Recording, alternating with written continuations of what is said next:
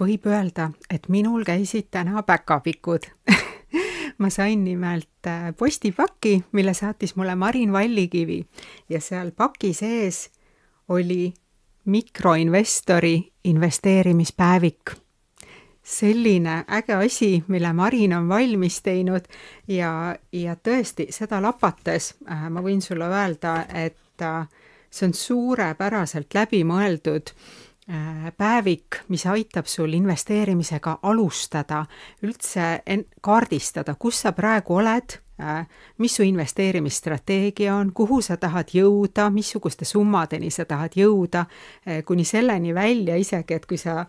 soovid teha suuremaid ostusid, et siia päevikusse kirja panna ja tõesti võrrelda, et kas see on mõistlik väljaminek ja nii edasi. Pluss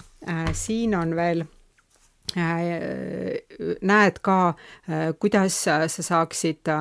ülevaatlikult kirjutada oma tulud, kulud, kui palju oled sa suutnud säästa, näiteks enda sissetulekust või palgast ja investeerinud. Et ta aitab sellise hästi lihtsa ja ülevaatliku läbipaistvuse luua sulle enda investeerimisstrateegias, enda tegevustes ja ma ise olen juba mõnda aega küll investeerinud, kuid sellist märkmikku ei ole mul elus olnud ja ma tean, et paljud, enamus kasutab ilmselt Exceli tabeleid, eks ole, et sa tead seal samasugused väljad endale, tulud, kulud ja investeerimisstrateegia, aga ma ütlen ausalt, et kõik, kes teavad mind, mina olen kirjutaja, ma kasutan märkmikke